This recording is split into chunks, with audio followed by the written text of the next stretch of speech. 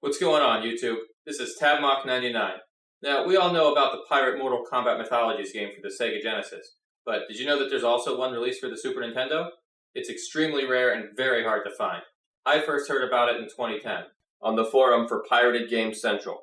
A user named Barver uploaded pictures of a game called Mortal Kombat 2000 and included a picture of the cartridge as well as a screenshot showing the gameplay. He cited this game as proof that Super Nintendo pirates can't get terribly interesting, and he said that this appears to be just a port of the Genesis version. For the longest time, I've been wanting to try the Super Nintendo version myself and see just how true that is, but it was impossible to find.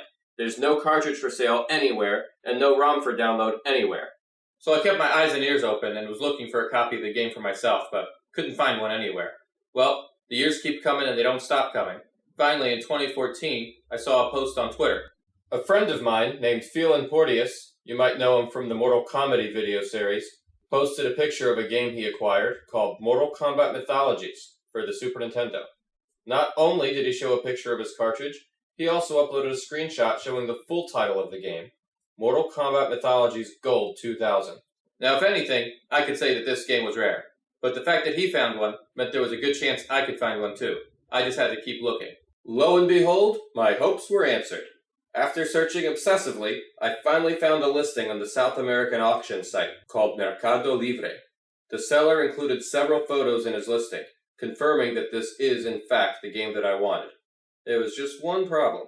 The seller was in Brazil, and there was no shipping to the United States. Fortunately for me, I've got connections. My sister-in-law, Mel, is Brazilian, and she's also helped me out in the past with situations like this one. A few years ago, there was a post on the Mortal Kombat Online discussion board from the user Guslin, who shared the fact that there was a 4-part comic book series based on Mortal Kombat 4, which was released exclusively in Brazil. I called Mel, and she helped me get a hold of these comics. I knew, once I saw the listing for this game, that I could once again count on her to help me out. So I just wanted to take this opportunity to say thank you, Mel. Thank you for helping me get a hold of this stuff. You're the best. You're welcome, Tabmok. And remember, don't put me in your next video. Don't worry, Mel. I promise I won't put you in my next video. Anyway, I've been waiting for years to get a hold of this game. Let's pop it in and see what it's all about.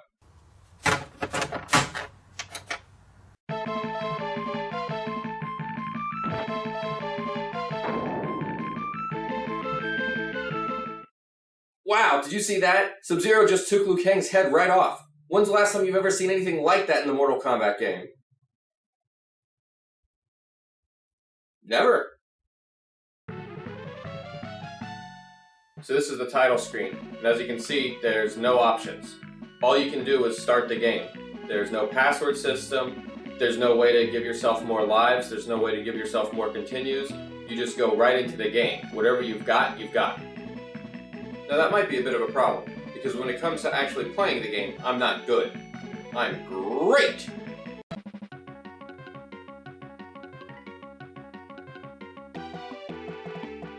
Alright, so let's start by looking at the moveset.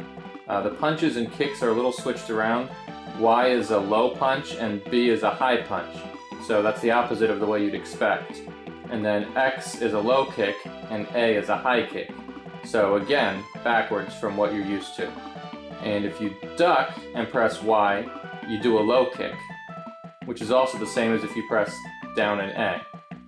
If you press down and X, you do a foot sweep. And if you press down and B, you do an uppercut. And what's cool is, if you hold down and B, he keeps uppercutting. In fact, if you duck and hold any of these moves, he does them over and over again. But when you're standing, if you hold them down, nothing happens. So, a little odd. If you press X and A together, he does a roundhouse kick, and he'll do it over and over again. And the triggers also do things here. The R trigger is a turnaround button, and the L button is a block. And what's also neat is if you press L and R at the same time, he runs. See, that's a lot faster than his normal walking pace. So if you need to get through some area quickly, holding L and R can do that.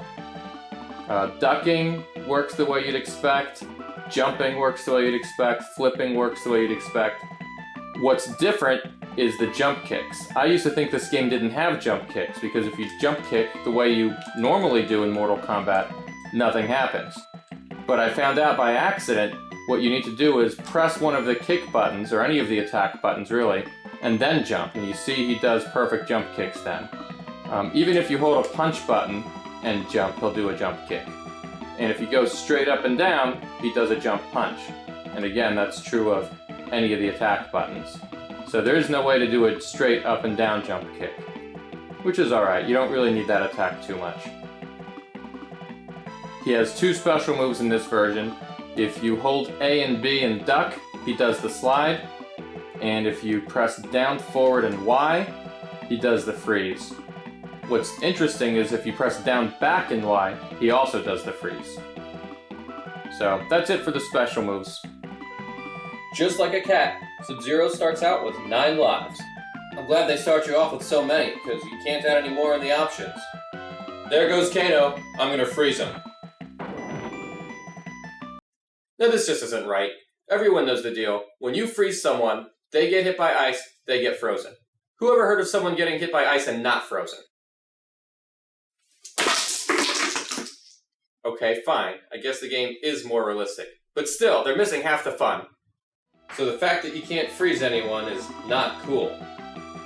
But there are some redeeming features here. There's spikes coming out of the floor, and there's stones that come down from the ceiling to try to crush you. It's weird that they didn't use the crushing columns that they had in the original Mortal Kombat Mythologies, or in the Pirate Genesis port. But hey, it's something. What you'll also see is that they've got different enemies too, like Jax. That actually doesn't make too much sense. I mean, Jax and Kano are mortal enemies. They wouldn't team up with each other against someone like Sub-Zero. But let's put the plot holes aside. I actually like the fact that in this version of the game, you don't fight palette-swapped characters, you actually fight different people. Now here, they've recreated my favorite scene, where you jump down from the balcony to get to the lower level. And what you'll quickly discover is that there are no checkpoints here. Yeah, that's right. If you die now, you have to go back to the very beginning of the level. But, having said that, the enemies don't respawn, so it's not like you'll have to fight your way through them again. So it's kind of a toss-up. And like usual, once you get to the end of the level, you climb up the rope to finish it.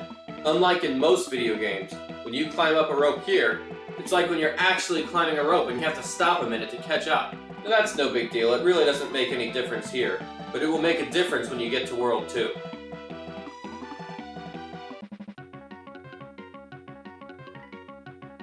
It's not actually Quan Chi's Sanctuary, that's a typo. They switched the names for World 2 and World 4. This is actually the Temple of Water. This level's got its own set of challenges. It's kinda similar to the Genesis version, but with its own twist on things. Like, as you're jumping from one column to the next, there's also acid dropping down on you. And as you're climbing down ropes, you have to be careful because now there's spikes coming at you. Those spikes instantly kill you. If you're climbing on a rope and you get hit by a spike, that's it, you're done. Now remember how when you're climbing up a rope, Sub-Zero has to stop to kind of catch his breath? Well, that makes it even harder when you're trying to climb up a rope and you're trying to avoid these spikes at the same time. But I figured out that if you rapidly tap up on the controller as you're climbing, that kind of helps a little. In World 2, you'll sometimes fight Jax, and you'll sometimes fight Sonya. One thing I don't like is that when Sonya throws a fireball at you, you can't duck it. You can try and duck it, but that fireball is going to hit you. Best thing you can do is get lucky and jump over it. And there's also parts of the level where when you climb down the rope, you instantly climb down to your death. I guess I'm kind of used to that now from playing the Sega Genesis version, so it doesn't seem to bother me as much. So you have to collect the keys in a specific order. Here's where you get key 1, and here's where you use it. And here's where you get key 2. Here's where you use that. And here's where you get key 3. And here's where you use it. And then you get access to fight the final boss.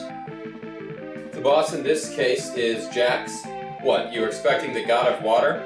I suppose this would be an opportune time to point out something I really like about this version of the game. The animated backgrounds. It really shows, especially in this part of the level. In the official Mortal Kombat Mythologies, it's supposed to be running water. Here, it looks like acid. That's actually better. but if there's something I would change, it would be the fact that there are no life bars for the enemies. It drives me nuts because you can't tell how close you are to winning. You have no idea if you've almost got them or if you're miles away from victory. But what are you gonna do? Now that brings us to World 3, the element of Earth. There's a lot of stuff going on in this level. There are holes in the ground, so you gotta be careful not to fall in those. And of course there's fireballs that shoot up at you from the ground. But what really caught my attention are these little metal monsters. What are those things? I'm not 100% sure, but I think they might be from another video game. So this level has some rope climbing scenes, just like the last one. Only now the flying spikes can come at you from 2 different directions at the same time. What? I'll be honest, it caught me off guard the first time it happened. But once you're expecting it, it kind of loses the element of surprise. You know that old expression, fool me once, shame on me. Fool me twice, well, you're not going to fool me again. In this level, you'll fight 3 different enemies. We've seen Jax before. We've seen Kano before.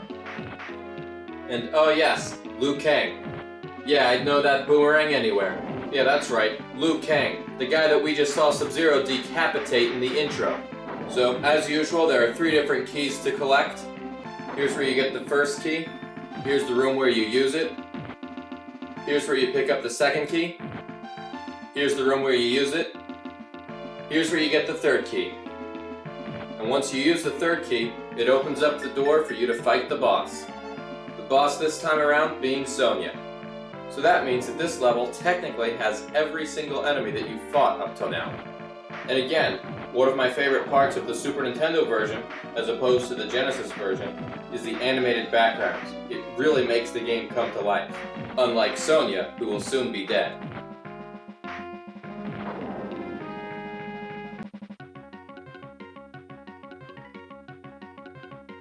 Oh look, not only did they get the name of the stage wrong, they got the name of the stage wrong. Yeah, this is supposed to be Quan Chi's Sanctuary, but they call it the Element of Water. Not only that, they misspell it with a W, just like in the Sega Genesis version. So that's 2 mistakes for the price of 1. In this final level of the game, you've got to face all 4 enemies. You've got to face Liu Kang. You've got to face Kano. You've got to face Sonya. And you've got to face Jax. But the craziest thing in this level, the craziest thing in the whole game actually, is this thing. I don't know what to call it, a skeleton in a box. It's like we're playing Mortal Kombat Halloween Edition. Make no bones about it. This is one of the strangest things you'll see in this game. At this point, I'm really close to beating the game. All I've got to do is find the 3 keys, put them where they belong, and move on to fight the final boss. I can't wait to see what's going to happen. I mean, who is the final boss in this version? And based on that amazing intro sequence they had, what kind of things can we expect for the ending? What kind of special surprise do they have planned in store for us? I can't wait to see what it is!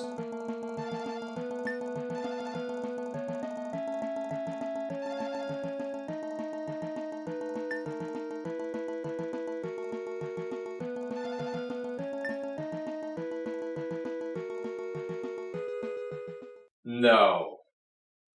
No. That's it? That was the big ending? What was that about? The end. Thank you for play this game. I mean, technically that's the exact same ending screen as in the Genesis version, but there should have been more to it. You just find the 3 keys and put them in place and that's it, huh? No grand finale or final boss or anything. I don't know what I was expecting exactly, but I kind of thought there'd be more to it than that. Let's compare this to the Sega Genesis version and see how they stack up against each other. The Super Nintendo version has an intro, the Sega Genesis version doesn't.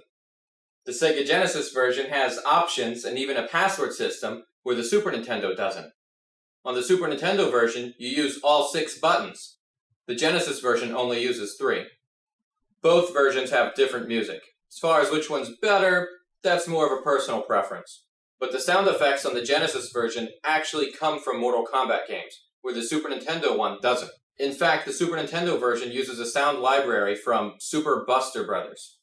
What else? Oh yeah, on the Sega Genesis version, you can actually freeze people. Not so on the Super Nintendo. On the Super Nintendo version, enemies actually stay dead. On the Sega Genesis version, they'll respawn forever. And trust me, that gets old fast. The Sega Genesis version uses checkpoints, so it saves your progress mid-level. In the Super Nintendo version, you've got to start from the beginning. And the Sega Genesis version has a final boss, Zentile, which the Super Nintendo doesn't have. So, all things considered, is there one better version? I don't think so. I think they're both good in their own way. If I had to hazard a guess, I'd say that the same team worked on both the Super Nintendo and the Sega Genesis versions. It's just that some of their ideas made it into one version, some of their ideas made it into the other. And for whatever reason, none of the versions are totally complete. If you want to pick up a copy of this game for yourself, there is one on eBay at the time of this recording. But I've got to warn you, it's very expensive. I'm very fortunate to have found my own cartridge of this game. I'm really happy that I've had a chance to play through it. I feel like a room without a roof. You've seen how rare this is. You've seen how hard it is to get a hold of this game. So I'd like to change that. I'm going to conclude this video with this offer. If anybody out there wants to send me some copying equipment, just send me a message through my YouTube channel. I'll do what I can to try and dump this game and put it out there and make it playable for everybody online. Well, thanks for watching my video. See you at my next review.